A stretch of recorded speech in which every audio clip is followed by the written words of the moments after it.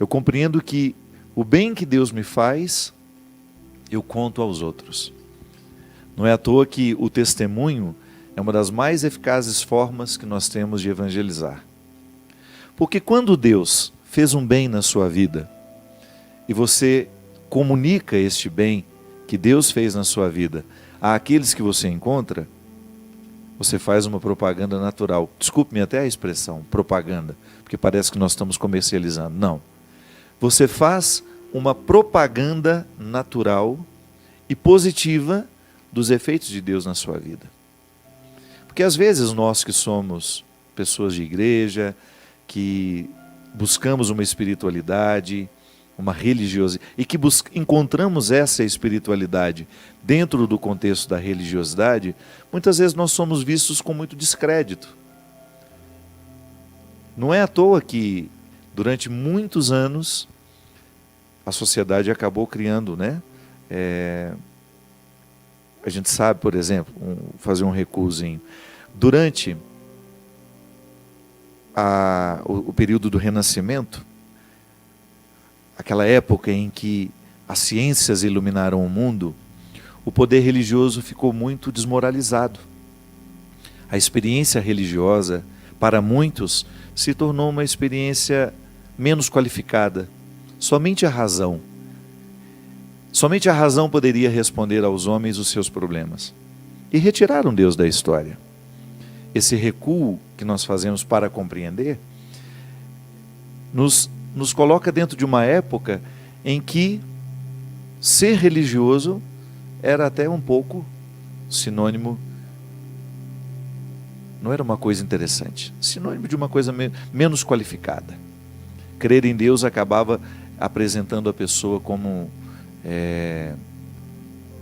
quase que, com perdão da palavra, né, meio idiotizada.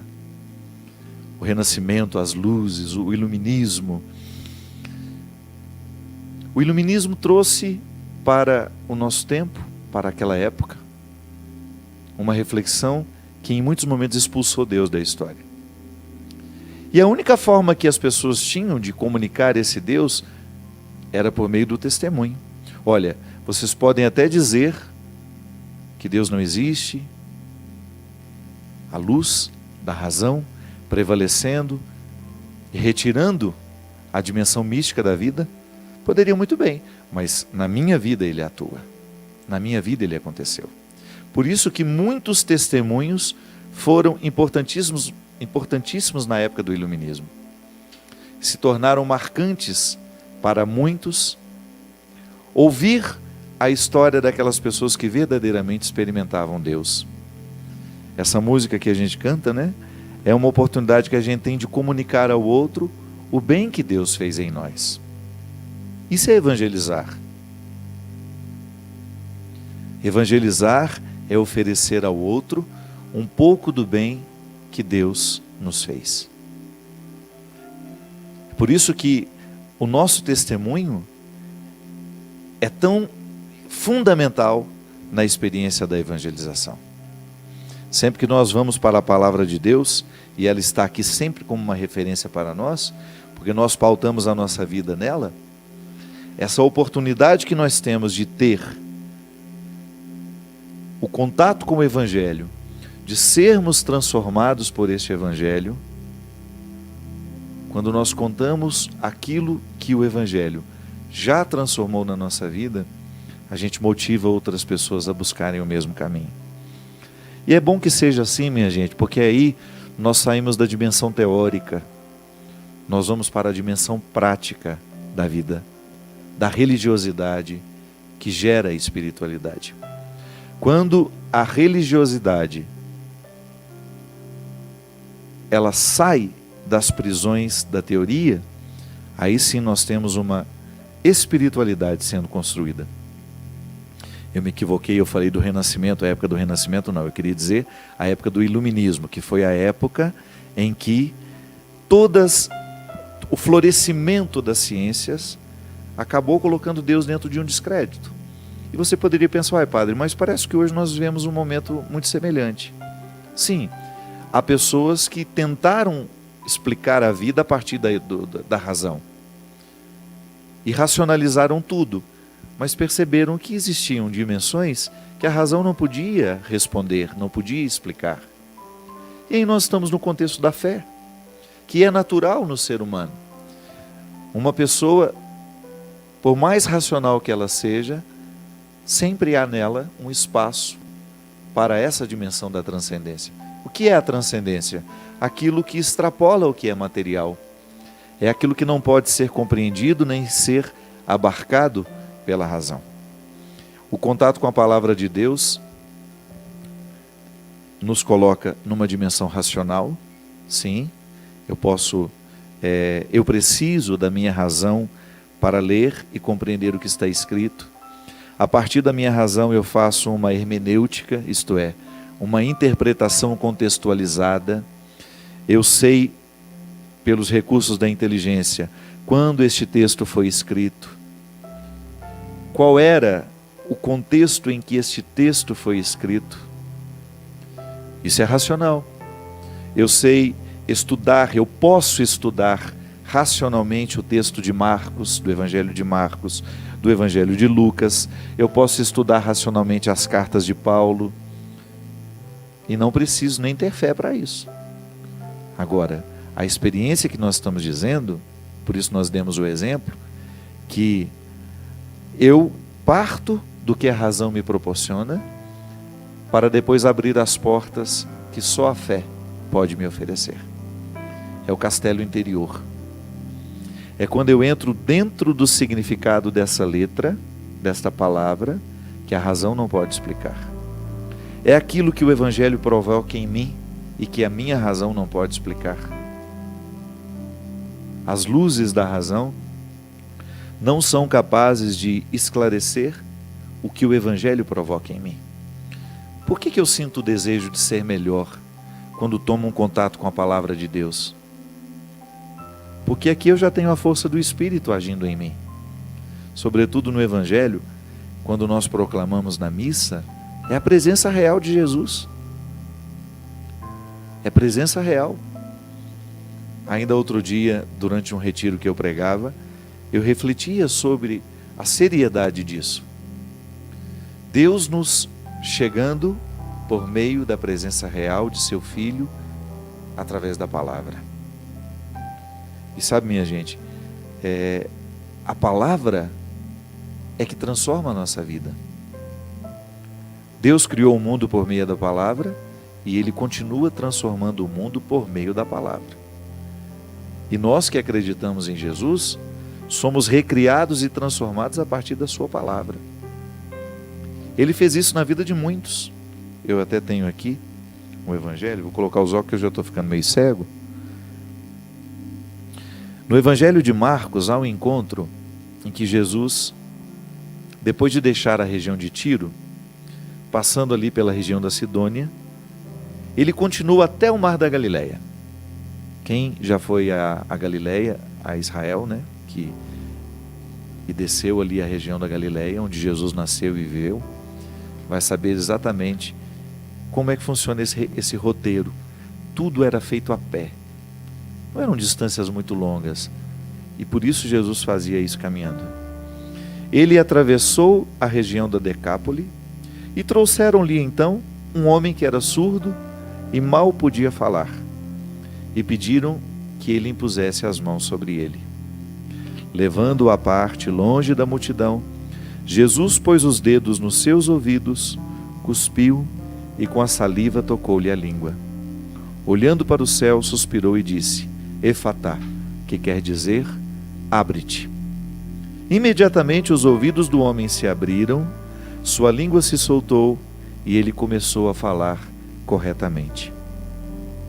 Jesus recomendou com insistência que não contassem o ocorrido para ninguém. Contudo, quanto mais ele insistia, mais eles o anunciavam. Cheios de grande admiração, diziam: tudo ele tem feito bem. Faz os surdos ouvirem e os mudos falarem. Veja bem, este homem ele foi favorecido duplamente por Jesus. Ele era surdo, ele era mudo, E certamente essas duas deficiências o limitavam muito.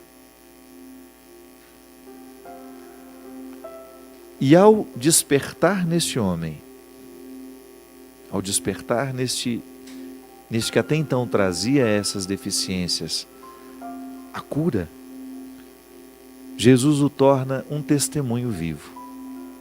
Tanto é que é interessante, por motivos que nós poderíamos, falar demoradamente, por que Jesus insistia tanto que não contassem o que havia acontecido com eles? Não vamos entrar neste caso. O fato é que aquele que era beneficiado nunca se calava. Ele saía proclamando o bem que havia recebido de Jesus. Os testemunhos eram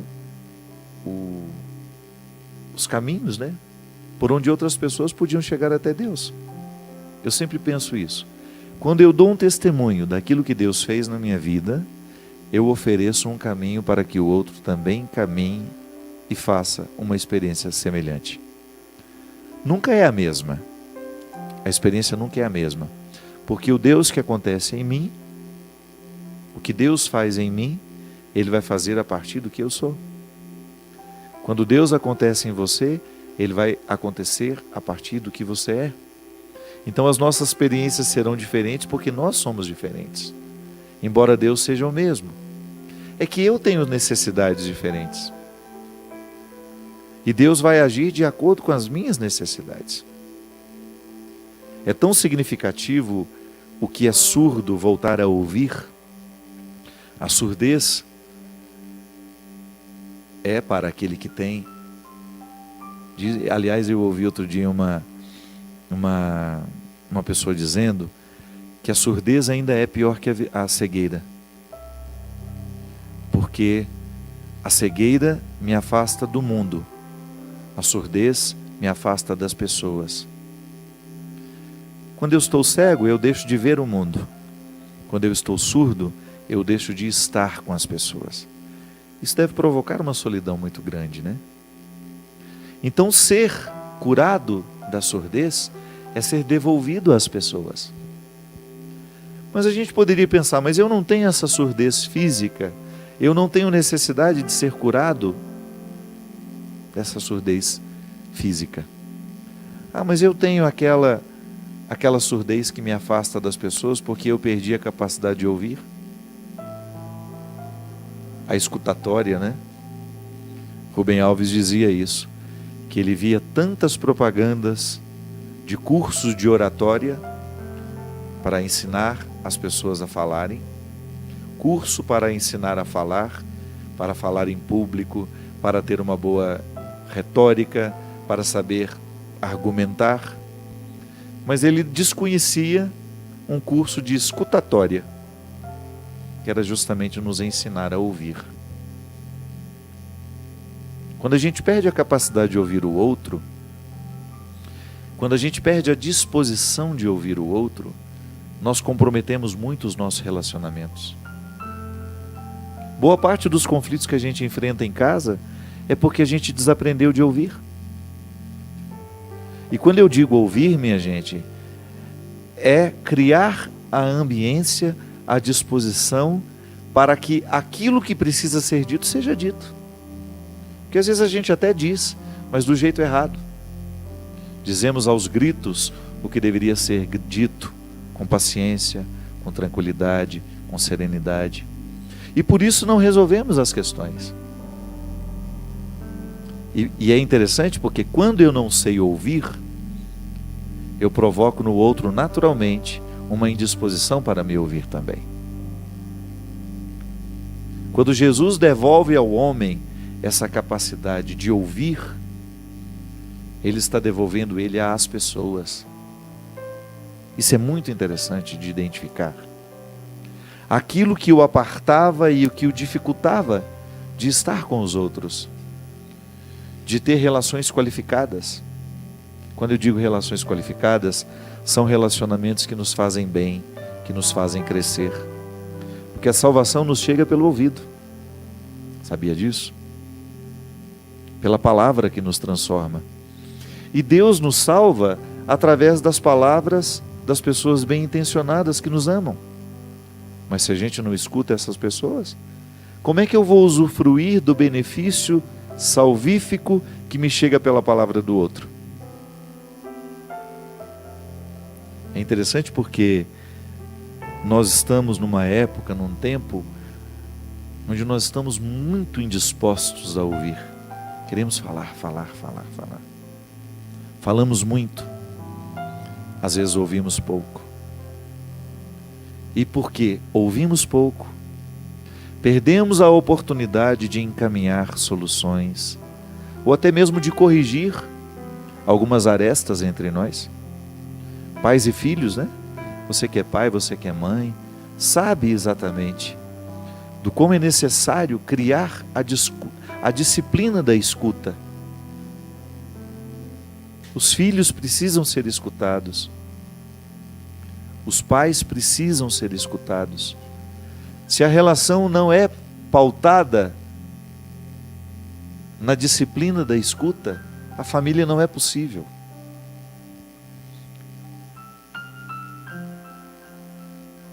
E às vezes, há pessoas que estão há um longo tempo tentando nos dizer, tentando nos falar, e nós não criamos a disposição interior, ou até mesmo exterior. Porque dependendo da cara que a gente faz para o outro, ele sabe exatamente que não pode dizer nada para nós. E aí nós vamos ficando surdos, embora tenhamos a capacidade de ouvir. Embora tenhamos a capacidade de ouvir, nós continuamos surdos. Ou então é aquela surdez que o outro nos diz a verdade, o outro diz tudo que nós precisamos ouvir para melhorar, para mudar de vida, e nós interpretamos aquilo como uma afronta, como um desaforo. Não está sabendo ouvir. Deus nos chega pela palavra daquele que nos ama. Deus nos chega através daquele conselho que nos convida. E como é que você sabe que é uma palavra de alguém que salvar? Quando você percebe que existe uma coerência naquilo que o outro está dizendo. Porque às vezes o que nos irrita não é que o outro nos falou a verdade, é que nós não queremos assumir que o outro nos falou a verdade. Então a gente escuta, fica irritado com o que o outro nos disse, não é porque ele não tinha razão, não. É porque ele estava coberto de razão, nós sabemos disso, mas não queremos assumir que ele tinha razão no que disse. Então, a nossa surdez também se manifesta aí.